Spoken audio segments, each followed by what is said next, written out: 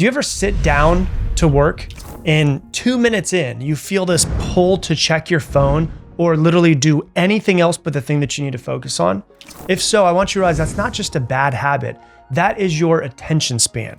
And if you're like the average human nowadays, it's shrinking every single year. What used to be an hour of sitting down and being focused is now 43 seconds before our brain wants to be somewhere else. And the worst part is that you probably don't even really notice how deeply distracted you've actually become in your own life. But the good news is that it's fixable. So if you're willing to retrain your brain, you will be able to break out of the distraction loop that you have been stuck in for years. And so real quick, I just want you to understand, if you rewind back to a moment where you've ever been with a toddler and they're playing with building blocks or whatever it might be, they'll sit there and they can play with the building blocks or they can play with their book and they could be there for 45 minutes, just absolute laser focus, locked in, pure flow. I want you to understand that was you too at one point in time in your life. You were born with deep focus. You were not born distracted. You were trained to be distracted. What happened? Well, we've unconsciously been training ourselves to be distracted, to scroll, to toggle between 37 tabs on our computer, to check our phone 96 times a day, and we just call that normal. So when people have a short attention span, or they say, hey, I have a short attention span, what they're really saying is my brain's been trained by overstimulation, and I've just never really trained my brain on depth. And that's okay, that's all. So the challenge that I have for you is to actually try to get yourself to be focused. Know that it's something that you can train, and that's what we'll talk about today. I have another challenge for you real quick. I want you to try this, and maybe 5% of the people out there listening to this episode are actually going to do it. I want you to set your timer for 1 hour today or tomorrow, sometime this week, 1 hour.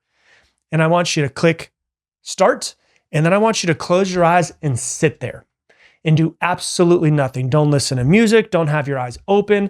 Don't move if you can. And just watch your brain. Watch how anxious you've become. Watch how distracted you've become. Watch how you can say, I'm going to focus on this one thought. And then 2 seconds later, you're thinking about another thought, right? And I want you to understand that this is really important for you to do because you really don't notice all of these things that are happening behind the scenes until you sit down with zero stimulation and you cannot run from it. And that will show you how wild your mind has become and how your attention span has been hijacked. And I want you to understand, your attention span being hijacked is not really your fault. Companies literally build multi-billion-dollar empires by stealing your focus. Their product isn't the app that you downloaded on your phone. You are the product. Like you are the product for them. And so the product is your attention, and attention is worth so much nowadays. It's the notifications, it's the emails, it's the alerts, it's the infinite scrolls. They are all designed to hijack your dopamine system. And we will be right back. Hey, I want to interrupt today's episode to tell you about my sponsor. It is me, myself. If you didn't know, I obviously have some coaching programs outside of the podcast to help you learn and grow and become a better version of yourself. Step-by-step programs and processes to help you become better in your life and create the life that you want. If you want to learn more about it, you can go to coachwithrob.com. Once again, coachwithrob.com. Check it out. And let's get back to the episode. And your brain, it has adapted to it. 15 years ago, we didn't know what a smartphone was. And so we didn't really know that this thing was going to be coming through and just hijacking everything inside of our brain and our focus to shorten our attention span. But now we know there is scientific evidence that proves that being on your phone so much is shortening your attention span and it is stealing your focus. And so every time you interrupt yourself to check your phone or switch tasks or skim through something instead of sitting there and actually reading it, you're training your brain to focus distraction over depth. And if you want to become more focused and make your attention span longer, you need to actually favor depth over anything else. Let me say it again. Every time that you switch, your brain learns distraction is the goal. Now, that's not your actual goal, But when you decide, oh, I'm going to switch this thing. Oh, I'm going to do this thing. I'm going to look at this. Oh, my notification came in. You're training your brain and your brain learns, hey, distraction is the goal. And guess what? We've become really incredibly good at distracting ourselves. And mind you, I have found myself here. Years ago, I realized that I had like no focus and so much anxiety. And I was like, I need to work at this, because if I can be more focused and I can bring more of my brain into everything that I do is going to be better. And so we wonder like why we can't finish everything that we start, and why our brains can feel like, sometimes it feels like static on a TV screen, right? You're not lazy. You're not broken. You are just so untrained in the direction that you want to be trained. And you're so trained in the opposite direction that you want to be trained. And so it's fixable. You have accidentally trained your brain to be distracted. Now you need to train your brain from this moment forward for focus. And so you have to understand focus is like a muscle. If you want to train your attention span to be longer, it's the exact same way that you would train yourself in a gym. If you've been, mentally out of shape for years and you've never trained your focus, then sitting down to focus for 90 minutes on day one is like trying to deadlift 400 pounds after not stepping into a gym for over a decade. And so what you have to do is start smaller. And just like reps at a gym, you can add a little bit more and a little bit more and a little bit more so that your focus becomes stronger the same way that your muscles become stronger. And so the first thing I want you to do is, the first drill that I have for you is to do 25 minutes of focused work. Now, mind you, I understand 25 minutes. I was like, I can do that. No big deal. I'll set my timer for 25 minutes. And then 4 minutes in, I'm like, I got so many things I got to do and I'm going crazy and I've got to do this and I've got to do this. And oh my God, I should check my phone and my emails. And I realized, holy, I can't even do 25 minutes. And so for some of you, you might be able to get to 25 minutes. For a lot of you, 25 minutes is already going to be a push. But what you want to do is every day, just have one 25-minute block of deliberate, distraction-free work on one task with your timer on, with your headphones on, with your phone in another room, with no podcasts, no switching tabs or any of that type of stuff. And then when you're done at those 25 minutes and the alarm goes off, you stop. That's one rep. It's not going to be easy, but challenge yourself, right? You want to challenge yourself to do it. Deliberate distraction-free work. This is called it's called the Pomodoro technique. 25 minutes on, 5 minutes off. But I don't want you to get 3 or 5 reps. I want you to get 1 rep, just one. Just fight to get 25 minutes done. And you do this every single day, at least once a day. And then you can increase your time over weeks. So for me, it was really hard to get to 25 minutes. My brain was so unfocused. And then a couple of weeks in, I was able to get to 25 minutes. And I was like, actually, 25 minutes feels pretty easy now. Let me go to 30 minutes. And I went to 30 minutes. It was a little bit hard. And then I trained myself to get to 30 minutes, and then 35 minutes, and now 40, and then 45 minutes. And so now what used to be a 25-minute Pomodoro for me of deep focus is now 45 minutes. That's a huge difference. When I used to struggle at 4 to 5 minutes and now I'm at 45 minutes, that's the difference between walking in and barely being able to bench press 45 pounds. And then 6 months down the road, you're benching 200 pounds. These are neural reps. You're training your brain to become more focused. You're literally building your brain's capacity for depth and for focus. This will change your entire life. Now, I do want you to understand this. The first 6 minutes are usually pretty hard to get into. Your brain does this process, without going too much in the neurology of it, your brain does this process of taking about 6 minutes to warm up when you go into a new task. It releases something called acetylcholine and epinephrine, which is adrenaline in your brain. That's what your brain does when it starts to warm up. And acetylcholine and epinephrine come from the stress mechanisms and agitation mechanisms in your brain, which is why when you're doing a task and you're trying to, the first 5 minutes can feel like stress and agitation. It's actually because your brain is releasing the chemicals that it needs to focus. So when you start to feel, oh my God, this is so frustrating, and you're in your first 5 minutes, remind yourself, this is actually the precursor to focus. And you just fight through it, and eventually your brain will lock in.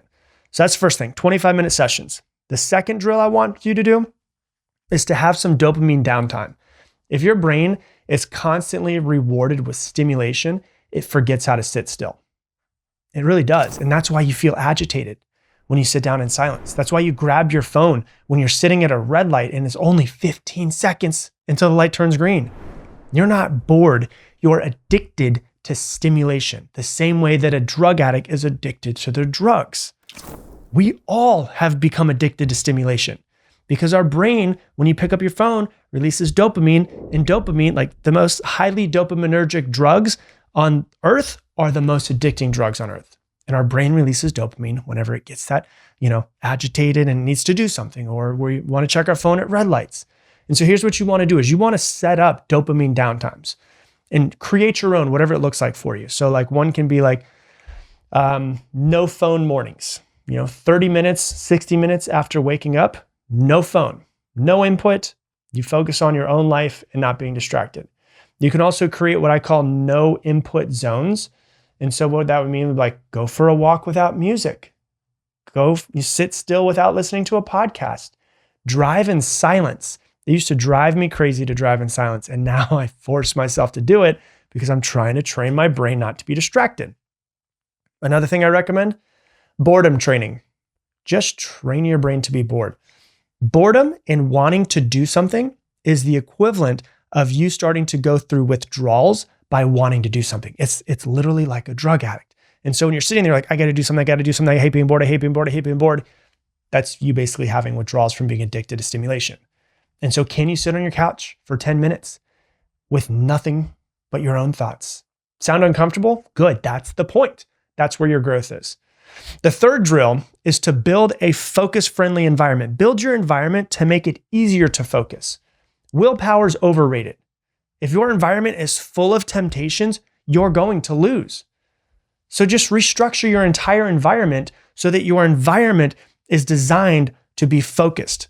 Like I know some people that take their work desk and they put it inside of a closet that's in a spare room in their house so that there's literally nothing except for their computer screen and their computer. Their phone can't go in there. Nothing else can go in there. So it's like, what else are you going to do? The only thing that you can do is work. If I'm trying to write a book, hey, I'm going to take my computer screen, I'm going to put a desk inside of a closet. If I have a closet with enough space, turn on the light, and then I'm going to turn off my Wi-Fi so I can't look at anything. My phone's going to be in another room. The only thing that I can do is write that book. And so restructure your life. Use app blockers like Freedom or Opal. Put your phone in another room. Leave your phone, outside of your office so you can get stuff done. You can designate like deep work spots in your house, like where no phone is allowed. So maybe it's like your studio, or maybe it's your office. Like if you're a painter, then maybe it's your garage where you go out and you do your painting, or maybe you do some sort of like create pottery.